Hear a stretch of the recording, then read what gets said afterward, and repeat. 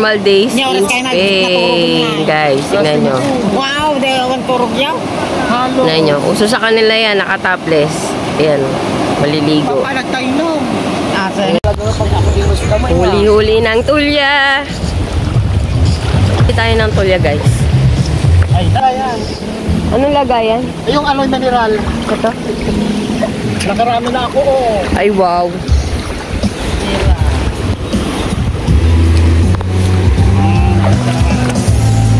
I heard this song, a love song. Tulya in the Spain. Ay. Wala naman ako nakuha. Ano to?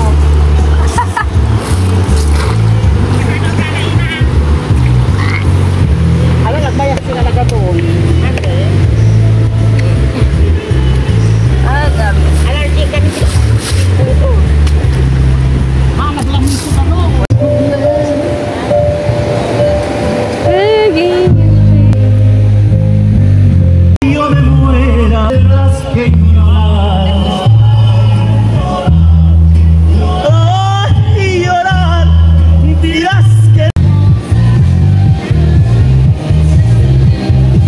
Ganito. Yan yung lugar nila at diba, ay, fresh. Fresh talaga pag sa Samsung, pagka sa... Sinabi ko na sa'yo.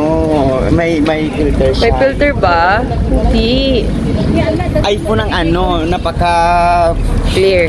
Tapos guys, ayan, makikita nyo yung lugar nila ate. Ayan yun. Puta eh. Isod ako eh. Vlogging is life eh.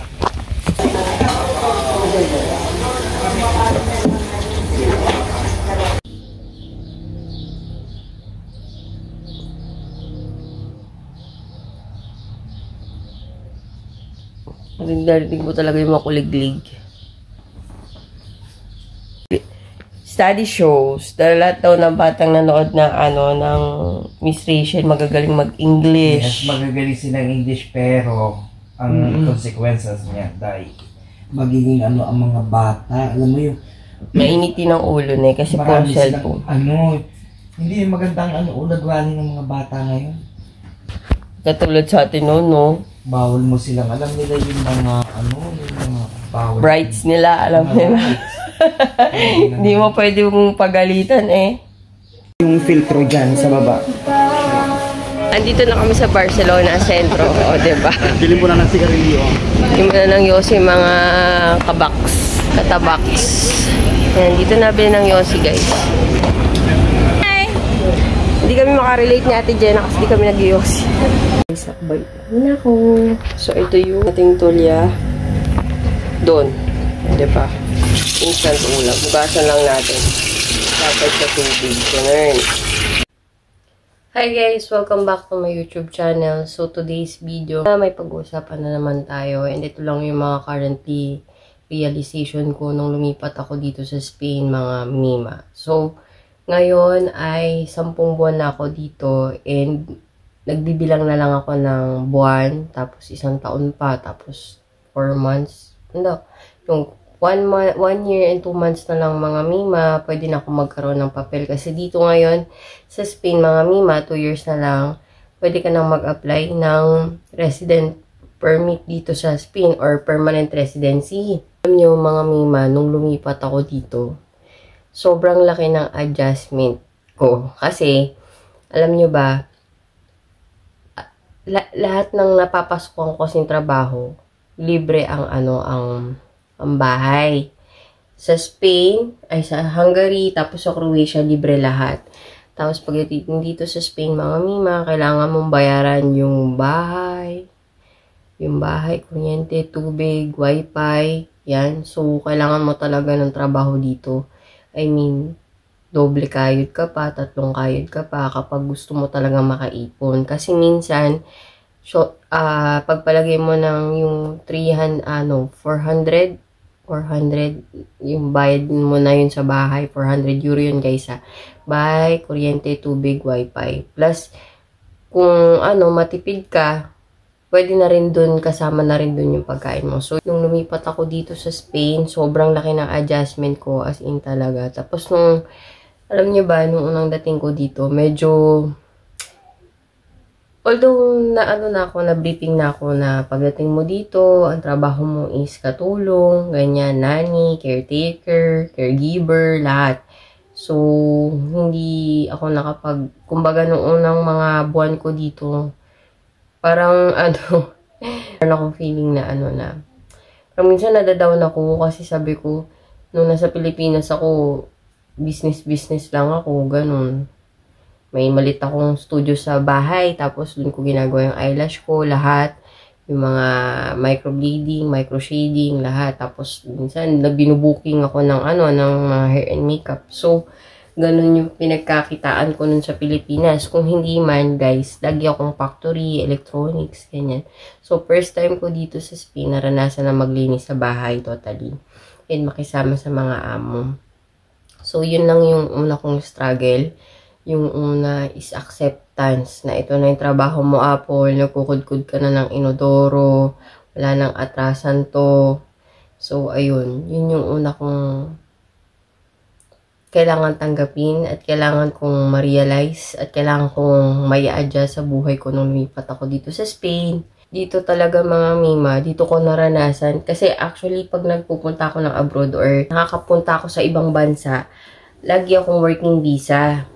'Di ba? So, wala akong problema sa trabaho kasi pagdating ko dun sa bansang yun, lagi may trabaho. Dito sa Spain, mga mima, as in, totally, pagdating namin dito, ikaw mismo, pagdating ko dito, mga mima, totally pagdating ko dito, ako mismo ang naghanap ng trabaho, nagtanong-tanong ako sa ganyan. Buti na lang may mga kaibigan ako na tumulong sa akin, na hindi naman ako nasiro at hindi rin naman ako nabakante sa trabaho. So, nagpapasalamat talaga ako sa kanila.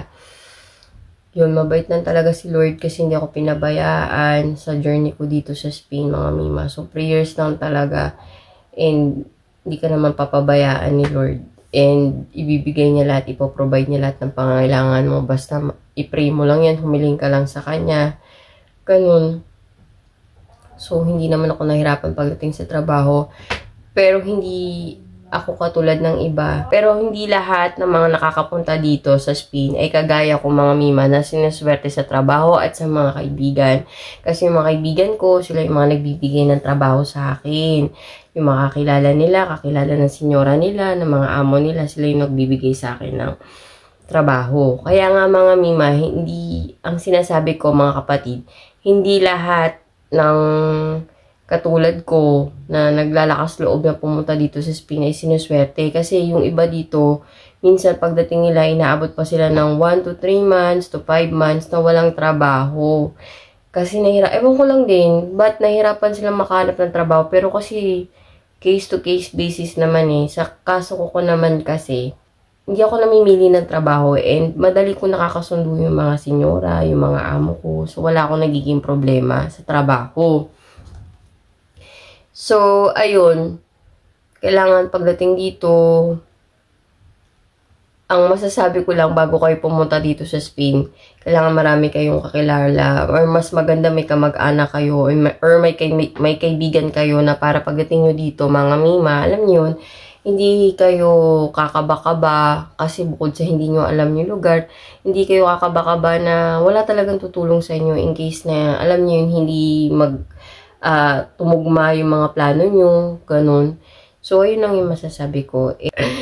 Ang masasabi ko lang, mga mima, kailangan, lakasan lang ng loob, at saka pag nandito kayo sa Spain, kung pupunta kayo sa Spain, at nandito na kayo, nagsisimula pa lang kayo, stay positive. Okay. Actually, yung pagiging positibo sa buhay, dapat yan palagi yan, mga mima. Kahit wala kayo sa ibang bansa, kahit sa Pilipinas kayo, kailangan positibo yung mindset nyo kasi nagiging positibo din yung outcome sa buhay. Yun yung ibig ko sabihin. So, pag nandito ko, tsaka pala mga mima, hindi basta-basta dito, lalo na kapag halimbawa lalaki ka, sobrang hirap maghanap ng trabaho dito. Yung mga lalaki, kadalasan pa ang ending nagiging homeless. Kaya ang sinasabi ko, kung lalaki ka at wala ka namang pupuntahan ka mag-anak dito or kaibigan at maglalakas ka ng loob dito, susugal ka, Ay nako, lalo na kung may maganda kang trabaho dyan sa bansang panggagalingan mo, huwag ka nang umalis. Huwag mo nang subukan. Unless na lang kung may fiancé ka na bubuhay sa'yo dito, or magulang, parents, pinsan, yan. Sobrang mahirap maghanap ng trabaho ang mga lalaki dito. Lalo na kung wala kang papel. Kasi, ang tinatanggap lang dito, yung may mga papel sa restaurant. Kasi, parang bihira lang ako nakakita ng lalaki na nagkakatulong, na alam niyo, naglilinis ng bahay, bihira lang. Ang gusto kasi ng mga amo, babae. Babae talaga pagdating sa bahay. So, yung mga lalaki, natitenga talaga ng matagal. Swerte yung may mga partner kasi yun, handang tulungan sila. Pero yung mga dumadating dito na walang partner, minsan minamalas, nagiging homeless, minsan umuwi na lang kasi wala talaga makuha ang trabaho. So, ayun mga mima, pag pupunta kayo dito sa Spain, kailangan i-background check mo muna. Ayan, i-background check mo muna kung ano yung dadatnan mo. Importante, yung may pag-stayan ka na. So, pagdating nyo dito, mas maganda kung meron na kayong nahanap na bahay tsaka kayo lilipat. Kasi, ang hirap maghanap ng bahay dito, sobra.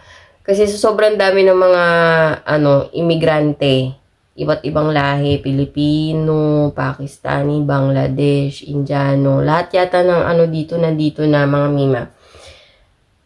Tawag dito, wala nang makuhang bahay na paupahan. So, yun yung mahirap dito. So, dapat alamin nyo muna kung ano yung klaseng buhay na dadatnan nyo kapag pupunta kayo dito sa Spain. Okay, magtanong-tanong kayo, mag-research kayo, huwag kayong magsasabi na bahala na, kaya ko na to, ako na to. No. Kasi, sobrang laki ng lalo na kung lalaki ka, sobrang laki ng isusugal. Kasi, sobrang hirap talaga maghanap ng trabaho dito yung mga lalaki. Buti pa yung babae, maraming mga amo na naghahanap ng chika, katulong, tagalinis, ganyan. Dumating ako dito, kailangan handa yung loob mo na ito na, panibagong na naman, and mas mapapalaban ka dito kasi ito talaga yung tunay na buhay. Kasi kadalasan yung mga pumupunta ng Czech Republic, ng Poland, ng Hungary, may mga work na sila pagdating dito, guys. Pagdating nyo dito pa lang kayo maghahanap. Totoo yun, dito pa lang kayo maghahanap. And kailangan dito, malaki yung network mo, marami kang kaibigan, kasi sila din mismo yung tutulong sa'yo na makahanap ng trabaho. So, ayun. And kailangan talaga i-pray mo lang kay Lord kasi hindi ka na mapababayaan ni Lord every time. Yun lang mga mima for this video. See you again in my next vlog. And meron kayong katanungan, just ask me on the comment box below kasi binabasa ko naman yan. About sa Hungary, sige, itatry kong isagutin kung may mga katanungan kayo. Pero wala na ako sa Hungary mga mima. Pero may mga friends naman ako na pwede kong pagtanungan if ever man na meron kayong katanungan, no? So, dito ko lang tatapusin ang vlog na to mga mima. See you again in my next vlog. Bye!